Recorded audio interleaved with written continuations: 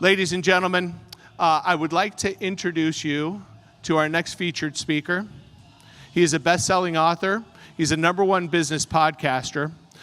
He is a best-selling author, the godfather of category design, and the category creator of creator capitalism, a concept introduced last year at this event, now a book launching today. Ladies and gentlemen, the legendary Christopher Lochhead.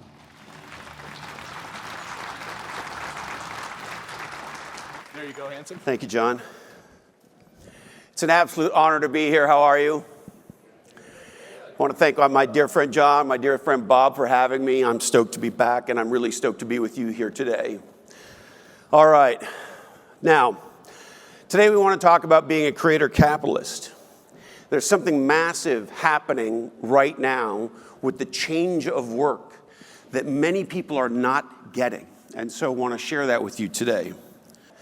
Okay, so what if AI is not about AI? I believe that in our country, our industry, our category, the tech industry, the AI industry, our governments, and our media have done a piss poor job talking about AI. Because they're talking about the tech and they're freaking people out. What if AI is something about creating different futures?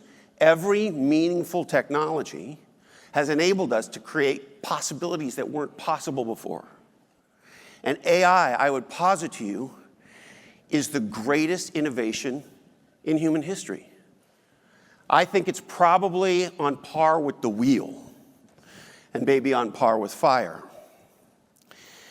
Now, when society level changes at the category level will come out, new categories of work get designed. And this is the big thing we want to talk about today. Okay. There was a research report that came out recently that said 74% of white-collar jobs that exist today didn't exist in 1940. 70%. What I would posit to you is the cycle of new category of job creation and destruction is increasing in a way that we could not understand. As a result, many people are afraid today. Raise your hand if you've talked to somebody who's afraid of AI. I recently saw a report that said 47% of Americans are against AI. And so people have that fear today. What's driving the fear, of course, is job loss. But what's driving the potential for job loss? It's the fact that everything about the old careers that we grew up in, if you are north of the age of 40, you are the last living native analogs ever. No, really. We are the last generation. I'm 57 years old. We are the last generation of pure native analogs to ever live. And if you're under 40, you're the first generation of native digitals.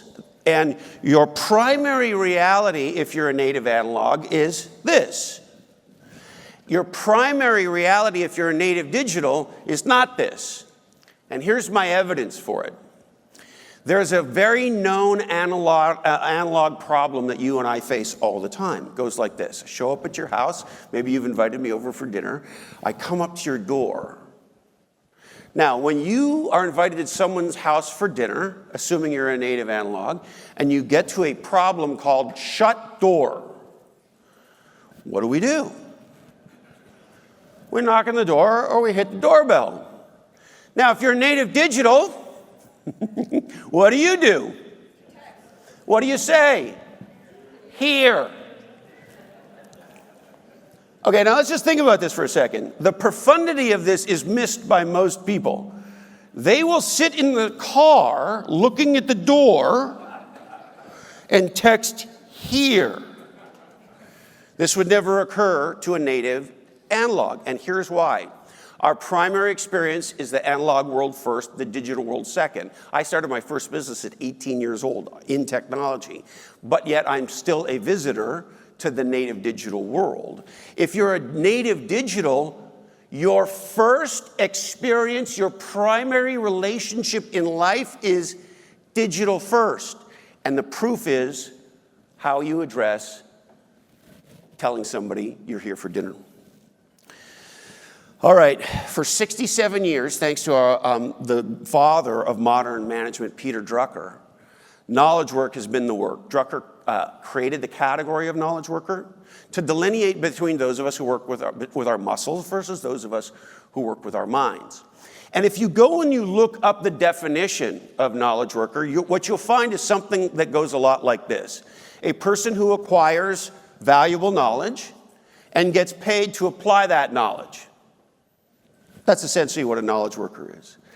Raise your hand if when you were growing up you heard more than once, knowledge is power. Raise your hand if you saw that on the walls of your school, or your parents told you that, right? We were all told, knowledge is power, knowledge is power, knowledge is power. Okay, great. So we were taught to be knowledge workers, and we grew up as knowledge workers. The value came from inside our heads. Anybody here in the software business? How long have we heard in the software business? The assets leave the building every day, right? Knowledge workers. Companies bought your knowledge and you sold your time to deliver that knowledge. And that's how it worked for the better part of 70 years. Then AI arrived. And in November of 2022, when ChatGPT shipped, everything changed. Today, AI every day makes knowledge closer and closer to free, existing knowledge. And it's now all about agents, right? Raise your hand if you ever heard, I give you a dime a dozen, it's all about execution. As a matter of fact, one of the biggest selling books in management history is written by a guy named Larry Bossett. He was the CEO, and the book's called Execution. Well, now agents make execution closer and closer to free every day. As a matter of fact, when you want to go execute something and you build an agent to go build you the thing or do the thing, the agent, of course, will go build other agents to do subcomponents of the thing underneath the thing. And so now we have a situation where existing knowledge is getting closer to free every day, and agents are making execution closer to free every day. So what's valuable now? If you and I grew up in a world that says, A, knowledge is power, and B, it's not about ideas. Every idiot has an idea about how you can execute, and now both those things are free. This is what people are afraid of. This is why companies are cutting 20% of their workforces, because they need less people with existing knowledge, and they need less people to operate and execute within existing systems. So what's valuable now? Ideas, creations, products, problems, deciding what are the problems that matter, new categories, new companies, and of course, communities. And what we've learned is the power of analog communities combined with power of digital communities is mind-blowing. What else? Taste. Who decides what matters? Who decides what's cool? Who decides what's important? Who decides what's worthy of our attention? Designing things, right? If we can execute them, then who's designing the things? Insight, experience, having a background in something, having judgment in something. And have you read any of the recent reports recently that have come out and said, AI is making everybody more stupid? Have you heard that? Raise your hand if you heard AI is making everybody more stupid. Okay, here's why AI makes people stupid. Because they ask it obvious things. Right? So I was the chief marketing officer of 3 publicly traded companies.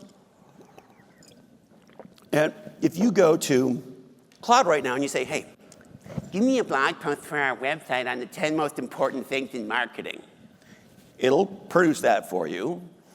And it will be content-free content. Because it's radically obvious and nobody will get anything out of it. And so if you don't know how to prompt and you don't know how to think in non-obvious ways, you're going to get dumb answers. And so people with taste, people can design things, people with insight, and people can decide what matters are the valuable people. Now with AI, this is the powerful part. This is the exciting part. And this is the part, our dream is that this is what we start talking about now. Yes, are there fears and concerns around AI? Absolutely. Do we need radical transparency on a whole bunch of stuff? Absolutely. Do we need to be very clear what these companies are doing and what the governments are doing and and how's it being used in the military? These are all very valid things. However, we've gotten drowned by them. The real conversation, the most powerful conversation I would posit to you is anyone can now create anything. What happens in a world when the value is not about the doing and the knowing, but about the creating? Human beings are the most... Okay, let's talk about this. Anybody here have children? Anybody here have little fuckers? Yeah, okay. So if we get a couple of these little kids together, even little kids that don't know each other, and we give them some paper and some crayons, and we leave the room for 20 minutes, what happens? Destruction. Yes. And some creation, I hope. Marginal. Right. But they will play. They will be curious. They will draw shit. They will push and shove each other. They'll compare what they do, et cetera, et cetera, et cetera. And if you see a young person, like a very young person, like a 3-year-old person or a 5-year-old person, they're insanely creative. As a matter of fact, they won't shut up. Uncle Christopher.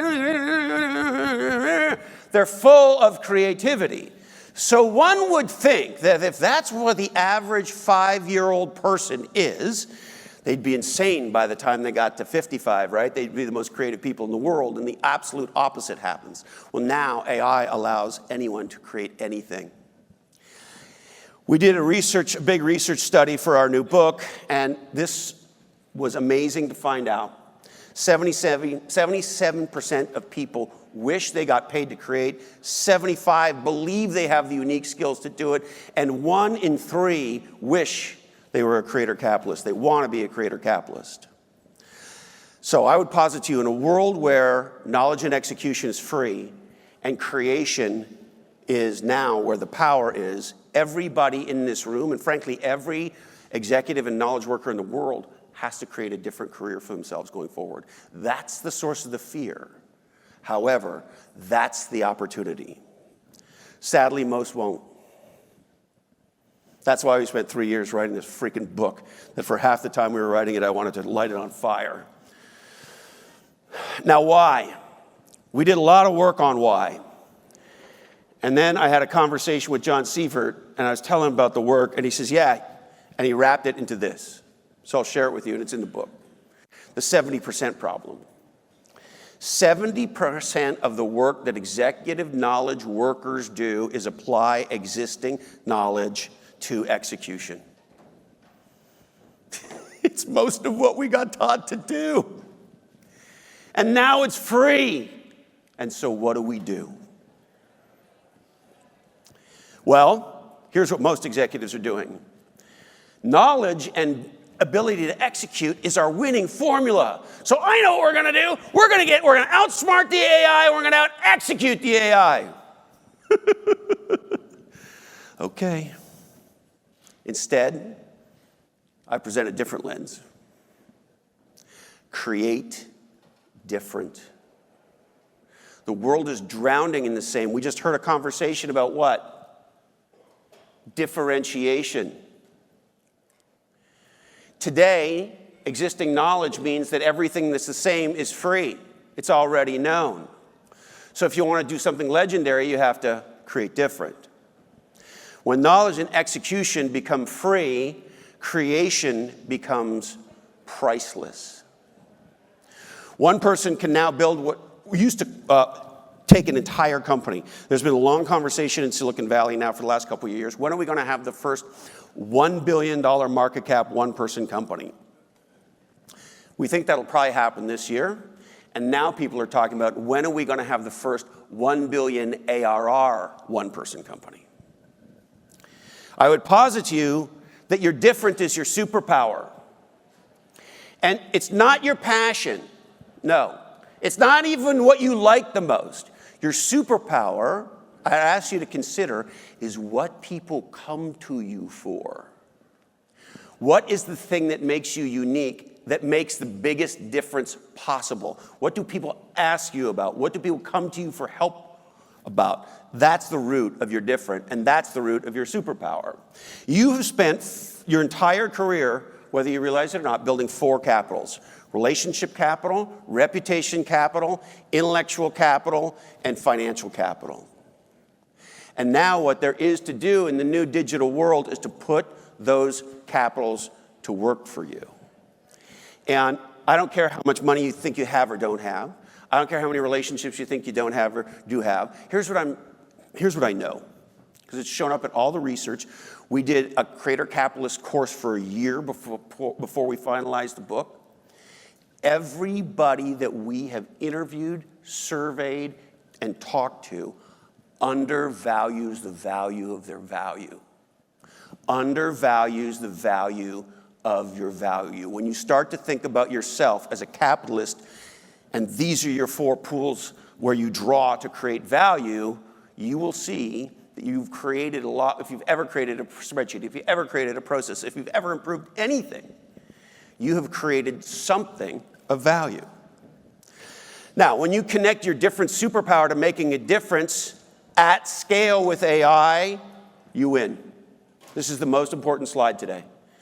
If you connect your difference to making the biggest possible difference in the world at scale with AI, you will have a different career. And if not, you'll suffer the fate of a knowledge worker. So here's the real question. This is the one people are asking. Will AI replace us? We think the question should be, what should we create?